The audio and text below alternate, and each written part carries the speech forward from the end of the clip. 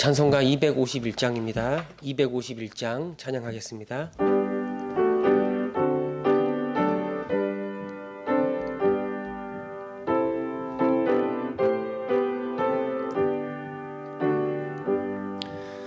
놀랍다 주님의 큰 은혜, 우리의 죄를 속하시려 갈보리 십자가 위에서 어린 양 보혈을 흘렸네. 주의 은혜 우리의 죄를 다 씻었네. 주의 은혜 우리의 죄를 다 씻었네. 죄악은 성난 파도같이 우리 영혼을 위협하나 헤아릴 수 없는 주 은혜 십자가에서 보이셨네.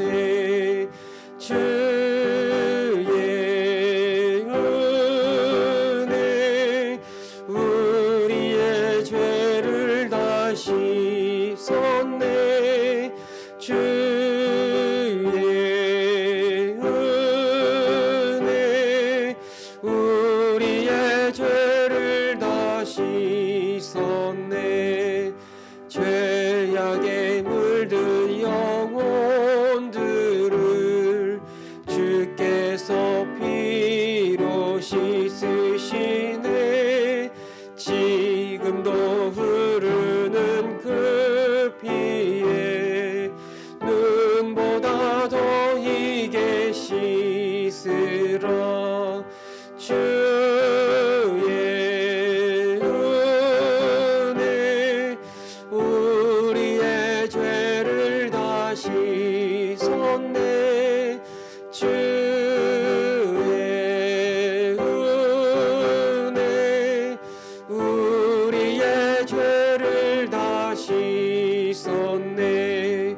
피할 수 없는 그 은혜를 믿는 자에게 거저주네.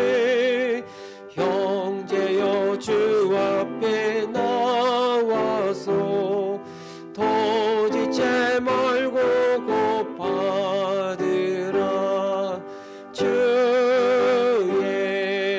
은혜 우리의 죄를 다 씻었네. 주의 은혜 우리의 죄를 다 씻었네.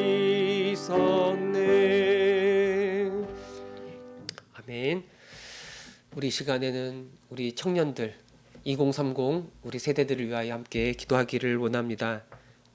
여러분 알다시피 참 우리 젊은이들이 취업하기가 굉장히 어려운 시대를 우리가 살고 있습니다.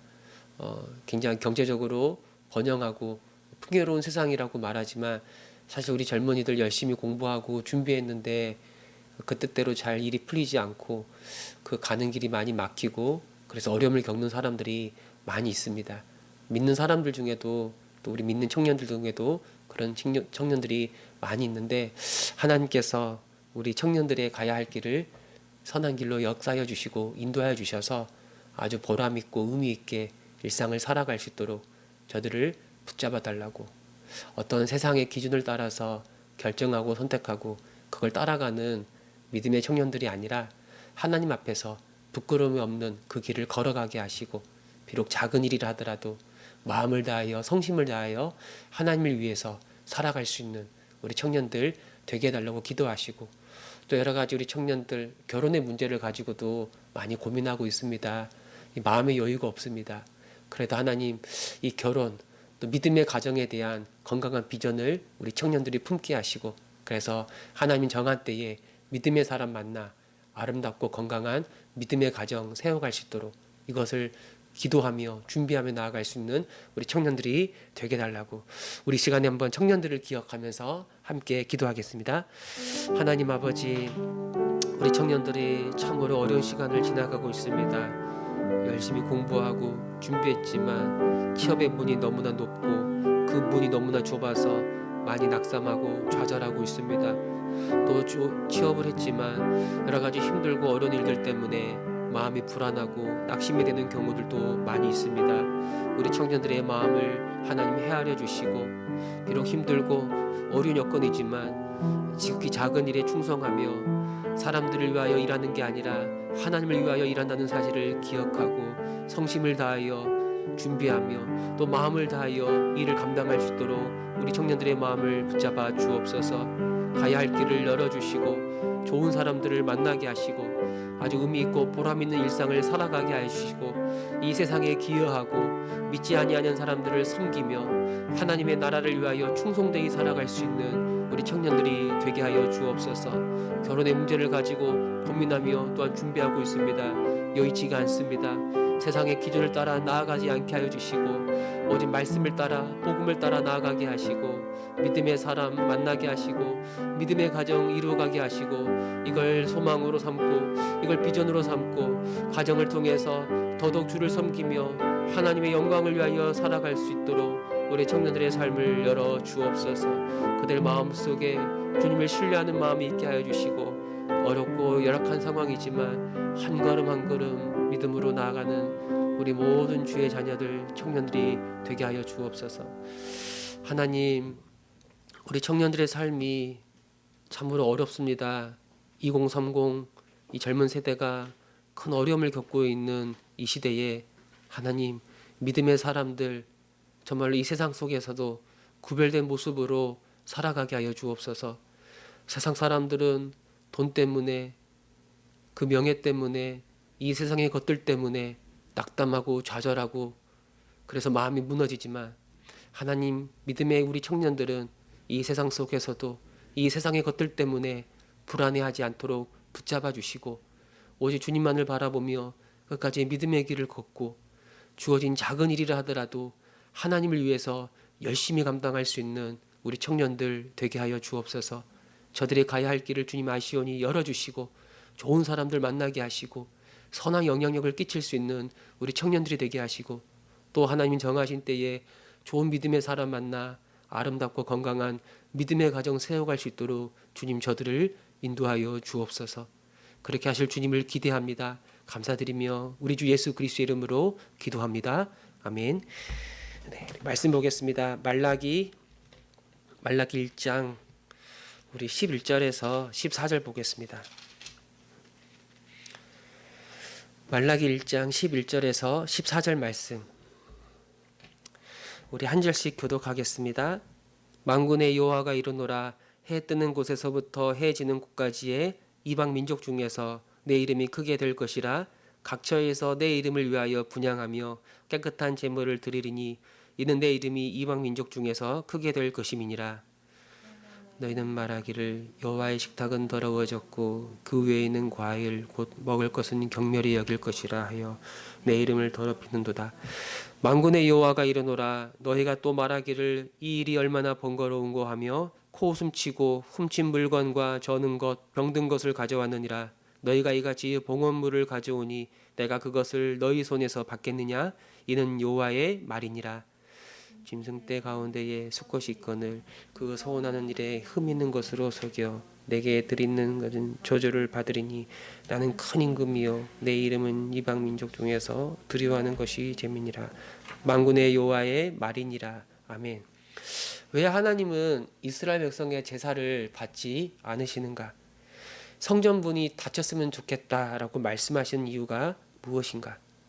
더러운 떡을 가지고 주님 앞에 나아가고 그 눈먼 희생제물, 병든 희생제물을 가지고 하나님께 나아갔기 때문이에요.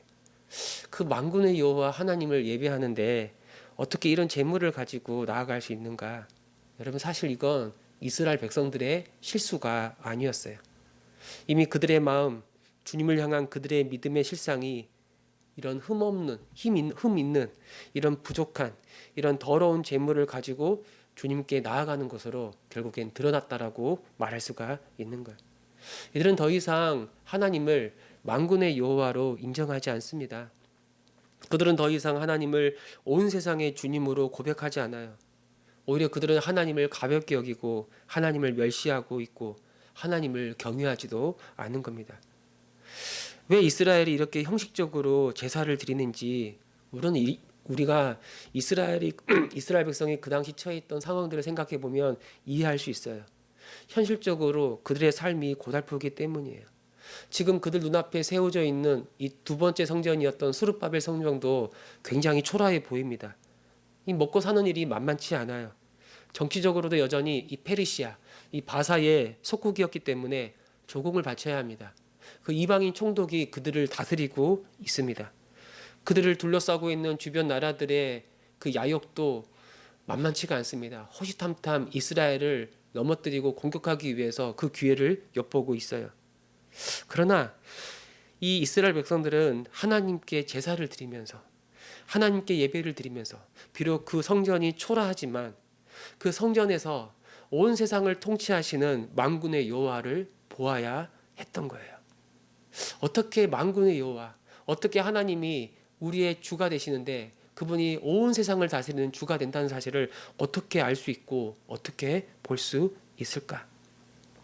이 성전에서의 제사를 통해서 이 제사를 통해서 그 성전 가운데 계시는 그 하나님이 진정한 온 세상의 주가 된다는 것을 알 수가 있는 겁니다.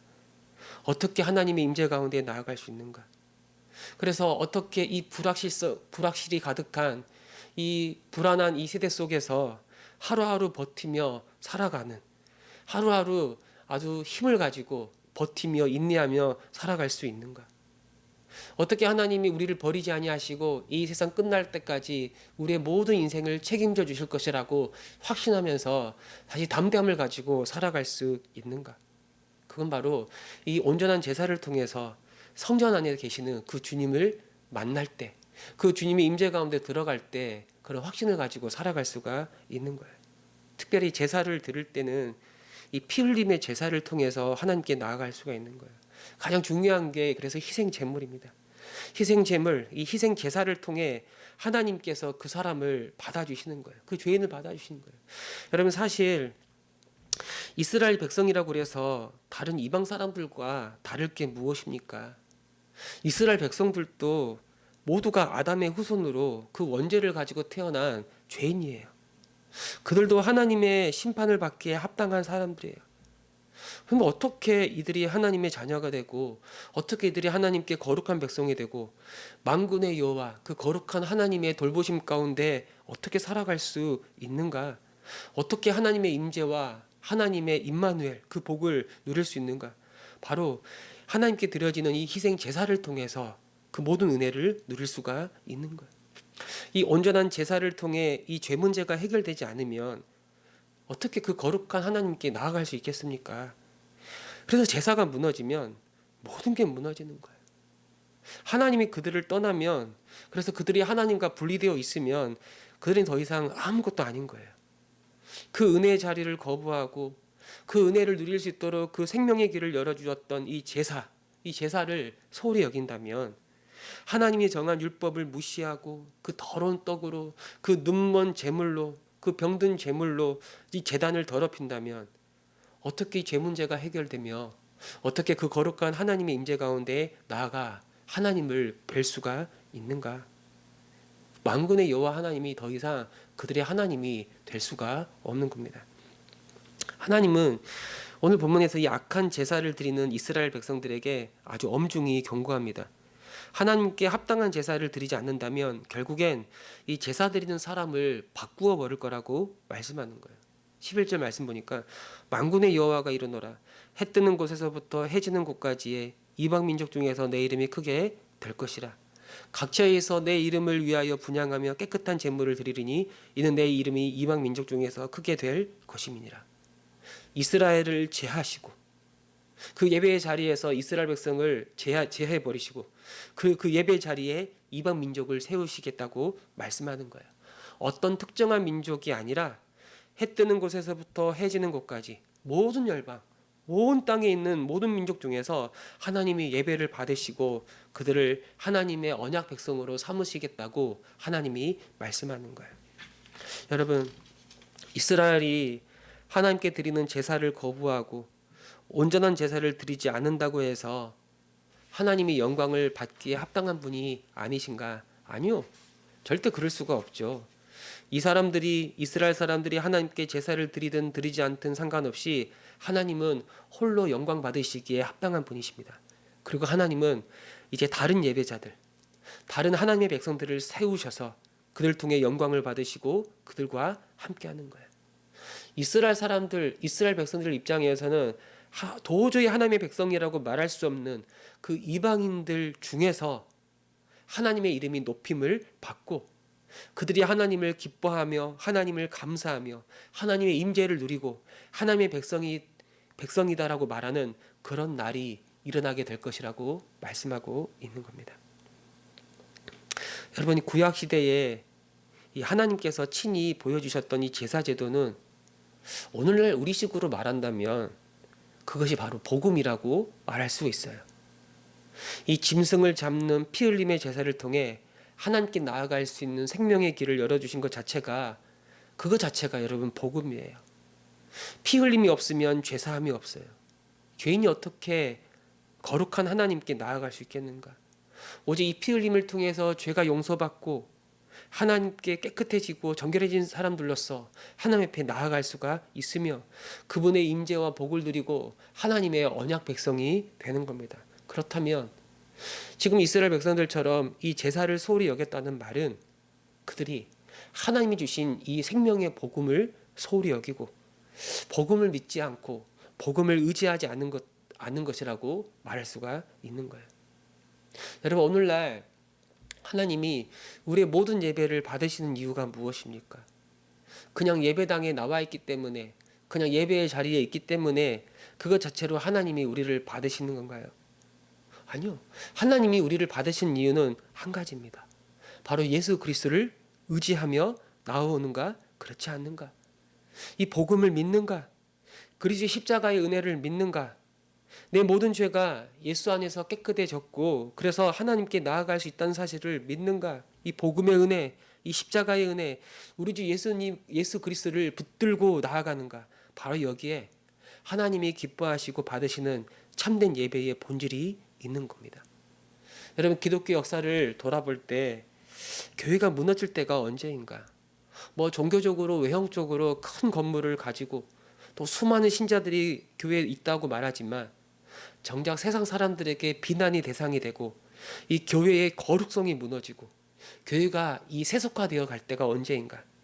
사실 오늘날도 이런 세속화되어 가는 측면들이 굉장히 많은데 그때가 언제인가? 바로 교회 안에 복음이 무너졌을 때예요. 교회를 교회되게 만드는 게, 교회를 아주 빛나게 하는 게 바로 복음밖에 없는데 교회 안에 복음이 무너지고 교회 안에서 이 십자가의 복음에 제대로 선포되지 않을 때, 이 십자가의 은혜를 잃어버릴 때 바로 그때 교회는 무너지는 거예요. 그리고 그때 하나님은 이 하나님의 성령의 촛대를 다른 곳으로 옮기셨던 거예요.